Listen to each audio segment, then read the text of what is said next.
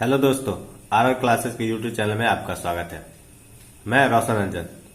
मैं आज आप लोगों के लिए मैथ के कुछ प्रैक्टिस क्वेश्चन लेकर आया प्रैक्टिस के लिए। तो इस प्रैक्टिस क्वेश्चन को प्रैक्टिस करें और अपने सुझाव को कमेंट बॉक्स में बताएं कि वीडियो कैसा लगा। तो चलिए आज के वीडियो को शुरू करते हैं, क्लास को शुरू करते हैं। जो लोग इस चैनल पर नए हैं, नए स्टूडेंट जितने भी है, सारे चैनल को सब्सक्राइब कर लेंगे और बेल आइकन को प्रेस कर लेंगे।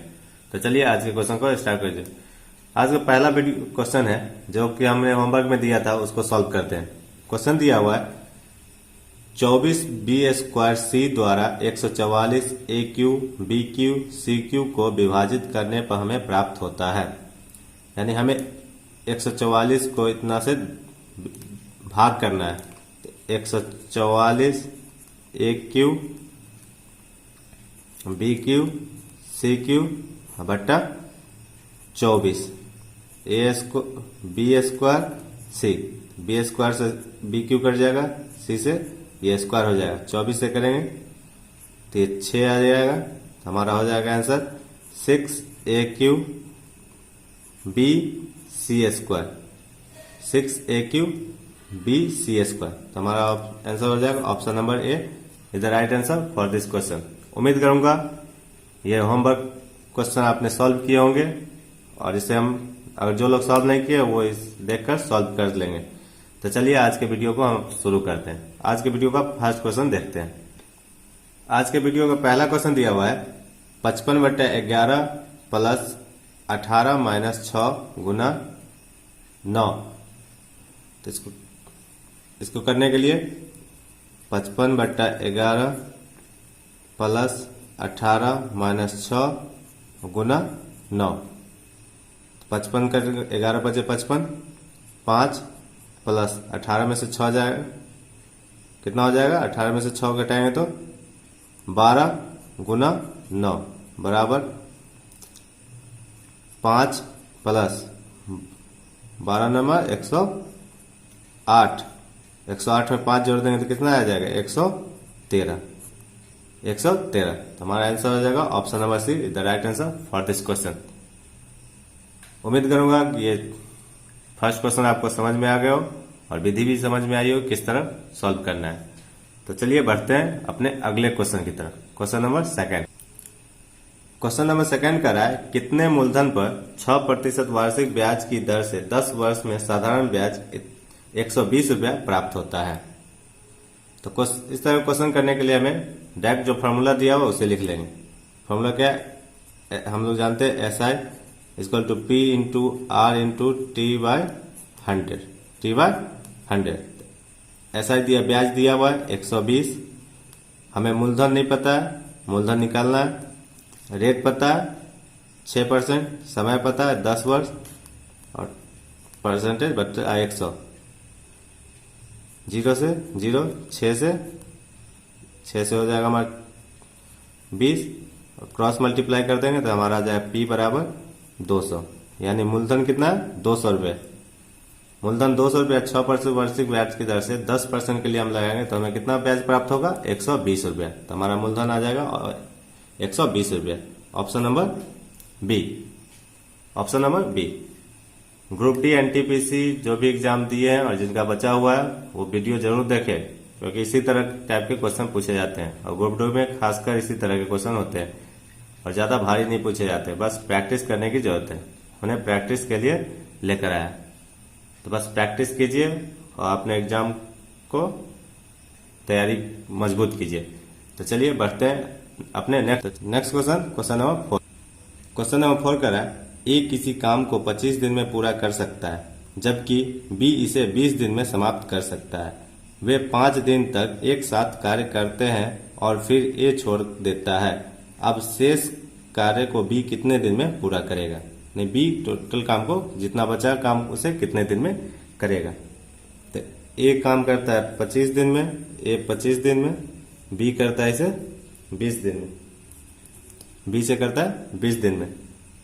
तो दोनों का एलसीएम निकालेंगे तो टोटल काम आ जाएगा। दोनों का एलसीएम निकालेंगे कितना काम है? 100, 25 चौका 20 पंचे 100। यानी ये 4 दिन में समाप्त कर देगा, 4 रेशियो में काम करेगा और ये 5 रेशियो से काम करेगा। बोल रहा है वे दोनों 5 दिन तक साथ में काम करते हैं, 5 दिनों तक साथ में काम करते हैं। तो 5 और 4 9, 9 और 5 दिन साथ में काम करते हैं तो 9 5 45, यानी 45 काम समाप्त हो जाता है। बचा कितने? 100 में से 45 घटा देंगे तो बचा हमें टोटल 55 काम। और 55 का नाम कौन समाप्त करेगा? तो बी कितने, बी का रेशियो क्या है? 5, तो 5 से भाग कर देंगे तो हमारा आंसर हो जाएगा 11 दिन। यानी बी को समाप्त करने में कितना दिन लगेगा? 11 दिन का समय लगेगा। बी टोटल काम को 11 दिन में समाप्त कर देगा। उम्मीद करूंगा ये क्वेश्चन भी आपको समझ में आया। तो समझ में आया तो चैनल को सब्सक्राइब कर ले, और जो लोग स्टूडेंट नए हैं वो अभी तक चैनल सब्सक्राइब नहीं किए, चैनल को सब्सक्राइब कर ले और बेल आइकन को प्रेस कर ले, ताकि उन्हें भी कोई भी वीडियो आए तो उन्हें सबसे पहले नोटिफिकेशन मिल सके और वीडियो का भरपूर फायदा उठा सके।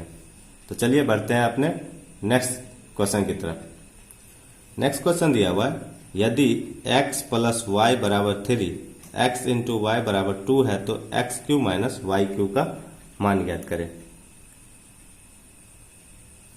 क्वेश्चन है x प्लस वाई बराबर 3, x इंटू वाई बराबर 2 और x q minus y q का मान निकाले, y2 का मान निकाले। x प्लस वाई हमें क्या दिया हुआ है? 3। ऐसा डिजिट सोचना है जो जोड़ने पर हमें 3 आया है। जैसे हम ले लेते हैं x का मान 2, x 2 और y 1, तो कितना आ रहा है? 3। और x इंटू वाई यानी 2 इंटू 1 कितना है? 2। तो ये हमें क्या कर रहा है? फॉलो हो रहा है। x का मान 2 और y का मान 1 लेंगे तो क्या हो रहा है? 3 आ रहा है, मल्टीप्लाई करने पर 2 आ रहा है। तो हमसे क्या पूछ रहा है? X q into y q, x q minus y q. तो x हम क्या लिए? 2, तो 2 का क्यू माइनस 1 का क्यू, तो 2 का क्यू, 2 दूना 4 दूना 8, और 1 का क्यू कुछ भी हो तो 1 भी, तो 8 में से 1 जाएगा तो हो जाएगा 7। हमारा आंसर हो जाएगा option number B. Option number B. Exam में इसी तरह हम सॉर्ट कर सकते हैं और अपने समय को बचा सकते हैं। तो उम्मीद करूंगा ये क्वेश्चन किस कैसे करना है वो सारे विधि आपको पता चल गई होगी। तो आप अपने बाद में वीडियो को पॉज करके इसे प्रैक्टिस कीजिए और उसके बाद हमें कमेंट करके जरूर बताइएगा कि वीडियो कैसा लगा। तो चलिए बढ़ते हैं नेक्स्ट क्वेश्चन की तरफ। नेक्स्ट क्वेश्चन दिया हुआ है, यदि पिता और उसके पुत्र की वर्तमान आयु क्रमशः 48 वर्ष और 28.8 वर्ष है तो पिता अपने पुत्र से कह सकता है, जब तुम पैदा हुए थे तब मेरी उम्र तुम्हारी वर्तमान उम्र की क्या थी। पूछा पिता की वर्तमान उम्र, तुम्हारी वर्तमान उम्र क्या थी। तुम्हारी वर्तमान उम्र क्या थी, मतलब पुत्र की वर्तमान उम्र पूछ रहा है। पुत्र की वर्तमान उम्र की क्या थी। ज्यादातर लोग डेसिमल का क्वेश्चन देखकर ही घबरा जाते हैं, लेकिन घबराना नहीं है। इसमें फादर का कितना दिया हुआ है? 48 वर्ष, और सन का 28.8 वर्ष, 28.8 वर्ष। तो हमें किसका पूछ रहा है? पिता का पूछ रहा है। पिता पुत्र से कितना उम्र है? 48 माइनस 28.8 बट्टा पुत्र से पूछ रहा है तो पुत्र का कर देंगे और हमारा आंसर आ जाएगा। घटाएंगे तो हमारा आ जाएगा 19.2 बट्टा 28.8। इसको करेंगे तो हमारा आ जाएगा 2/3। 2/3 पूछ रहा है, पुत्र का पूछ रहा है कि कितना होगा, या तब मेरी उम्र तुम्हारी उम्र की क्या थी। 48 माइनस 28.8 बट्टा पुत्र का जो है 100, दोनों का कर देंगे, डेसिमल से डेसिमल काट देंगे और हमारा आ जाएगा 2/3, यानी ऑप्शन नंबर ए हमारा राइट आंसर हो जाएगा। तो इस तरह के अब डेसिमल से आप घबराइएगा नहीं और आराम से क्वेश्चन बना सकते हैं। तो चलिए बढ़ते हैं नेक्स्ट क्वेश्चन की तरफ। नेक्स्ट क्वेश्चन कह रहा है, भूमि का एक त्रिभुजाकार भाग जिसकी भुजा क्रमशः 72 मीटर, 78 मीटर और 30 मीटर है को 20 पैसे प्रति वर्ग मीटर की दर से समतल करने की लागत क्या है। 20 पैसे प्रति दर से समतल करने की लागत क्या है। तो हम एक त्रिभुज बना लेते हैं। ये एक त्रिभुज है जिसमें एक 72 से 30 और एक 78 मीटर दिया हुआ है। पूछ रहा है इसके इतना है 20 पैसे प्रति वर्ग मीटर की दर से समतल करने पे। तो हम पहले इसका क्या करते हैं, क्षेत्रफल निकाल लेते हैं। तो क्षेत्रफल का फॉर्मूला क्या होता है, root under S into S minus A S minus B into S minus C. अब पूछेंगे लोग कि बहुत सारे मेरे फ्रेंड पूछेंगे कि एस और ए क्या है।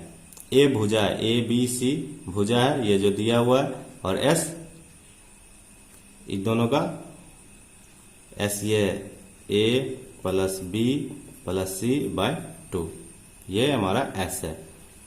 72 प्लस 78 प्लस 30 बट्टा 2 सबको जोड़ देंगे तो हमें आ जाएगा 180 बट्टा 2 यानी हमारा आ जाएगा 90।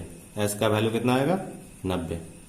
अब यहाँ से हम करेंगे तो रूट अंडर एस, एस हमारा कितना है 90 इंटू 90 में से 72 घटाएंगे तो कितना आ जाएगा हमारा 18 इंटू 90 में से अब 78 घटाएंगे तो कितना आ जाएगा, 90 में से 78 घटाएंगे तो 12 और गुना 90 में से 30 घटाएंगे तो हमारा आ जाएगा 60।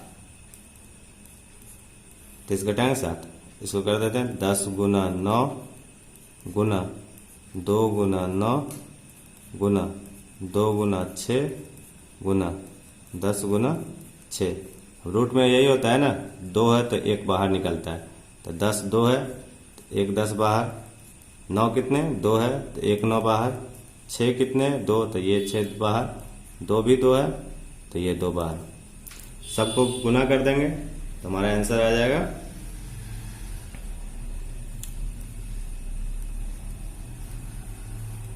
1080। और पूछ रहा है 20, ये तो हमारा एरिया आ गया। अब पूछा है 20 पैसे प्रति वर्ग मीटर की दर से समतल करने में कितना खर्च होगा। गुना कर देंगे, पैसा दिया और इसको रुपया में कर देंगे, 100 से भाग कर देंगे, 0 0 0 से कट जाएगा तो हम सबको गुना कर देंगे तो आ जाएगा 8 दूना 16 1 2 यानी हमारा आ जाएगा 216 रुपया।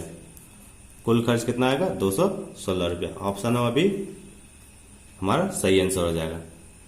तो उम्मीद करूंगा कि ये क्वेश्चन आपको समझ में आएंगे। नहीं समझ में आया तब पॉज करके एक अच्छी तरह से देखिए, उसके बाद हमें कमेंट करके जरूर बताइएगा कि आपको ये क्वेश्चन समझ में आया नहीं आया। नहीं आया तो हम अगले वीडियो में फिर समझा देंगे अच्छी तरह से। फिर भी आप एक बार कोशिश जरूर कीजिएगा कि देखने का, देखकर हमें जरूर बताइएगा।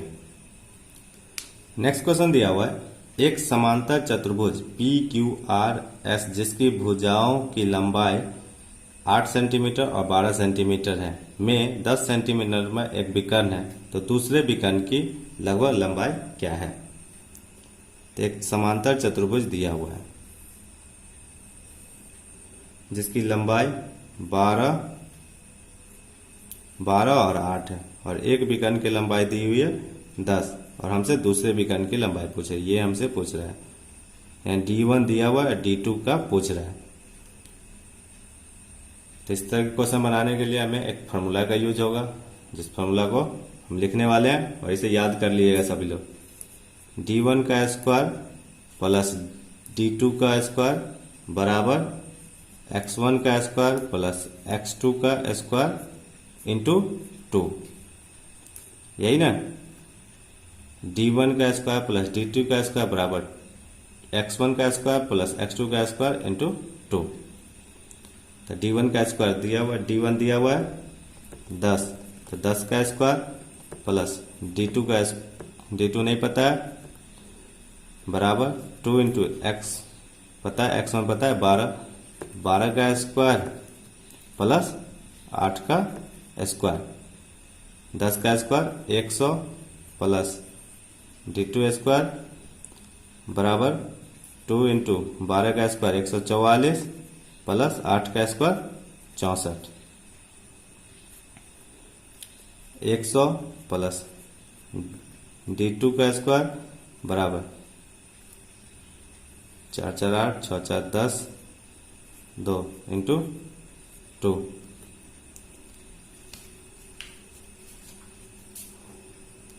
बराबर 100 प्लस D2 का स्क्वायर